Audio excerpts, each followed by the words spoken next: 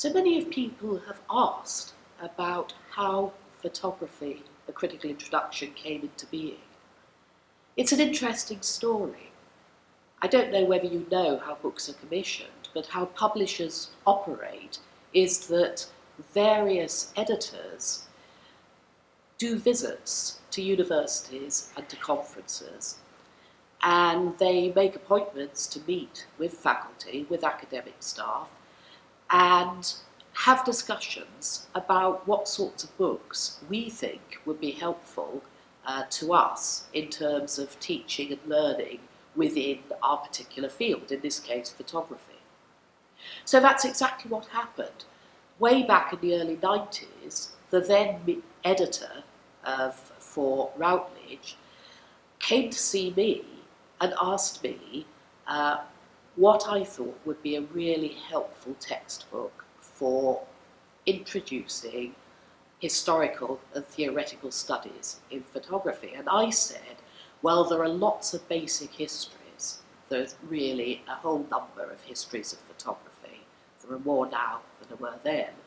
And then there's a huge leap to theoretical debates with people of the likes of Victor Bergen in particular dominating the field within the British context, and that it was very difficult for students to bridge from a sort of general survey of photography historically, and indeed of what's going on now, and entering the critical debates. And that what I thought would be really useful would be a textbook that could give everyone a hand to do so. I thought nothing more of it really, but then a few weeks later I got a letter inviting me to submit a proposal. And I thought about it and I thought, well, photography is a huge field. I can't write about all of this. I don't know about all of this. So I got together a team of people with various different specialisms and in order to come up with a project that could have a chapter that took advantage of each of their specialisms. And that's more or less what you see now when you look at the book. I think that Routledge were interested in our proposal precisely because of the enhanced value of having a team of people rather than one individual and one individual voice. What I also think that does is it gives us a sense that there are debates within the field, that, for each chapter, each of us takes a slightly different starting point. That means that everyone, you, are encouraged to find your own starting point into the debates and in relation to your particular interests. Of course, things changed. That was in the early 90s. The first edition came out in 1996. By then, there were new debates going on. There was a lot of flurry of activity around ideas of the cyborg, the questions about the human body and its relation to virtual space. In edition 1, we didn't have the chapter on the body that has existed in all the subsequent issues because it had not really featured in quite the way that emerged as a consequence, I think, of all the debates about the digital and the direction that they took in the 90s. Likewise, in terms of case studies, in the chapter on photography and art, there was a case study on landscape, but not really in relation to environmental issues.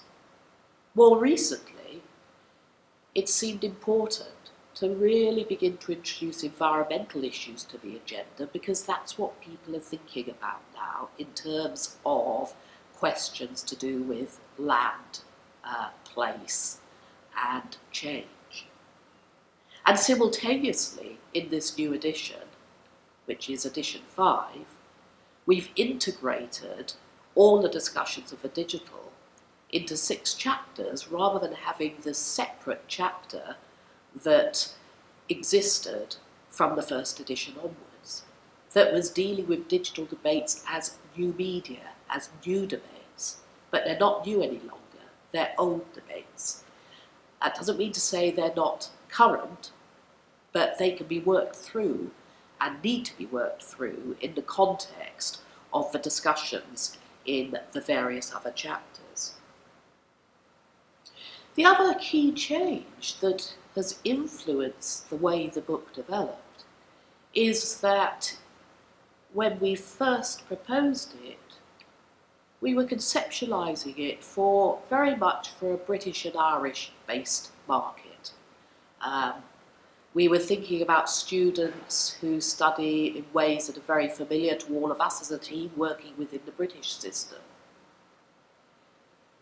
By the second edition, it was clear that the interest in the book as a textbook was more international. So we consciously started to extend the examples from other regions of the world, particularly from America, because the book was picked up. Routledge sells very extensively in America. It has a New York office, and the book was really being picked up and used there a lot, somewhat to our surprise. So that made us discuss quite carefully, on the one hand, the fact that its tone is very British, and that might be a part of what is interesting about the book for people working in other contexts. On the other hand, we didn't want to impose too many British histories or British examples on people for whom those wouldn't be the immediate histories. So that's been another source of slight shifts in the examples, in the way we've handled case studies and so on. That's not to say that there weren't international materials in the first edition. There were, but I think we've shifted the balance a bit. And that became very much more interesting in the last few years because in 2009, the third edition was translated into Greek. So there now exists a Greek edition with a very different front cover, which I have to say I can't read because I can't read Greek, but I can see the photographs, I can see the design, and I have met and discussed with the translator. And then a couple of years ago, a Chinese edition came out. In that case, very interestingly, choosing to use the image that we use as a frontispiece within the book as the front cover. Once again, I can't read Chinese. I can see the pictures. It's difficult for us to think about this in relation to, say, future editions.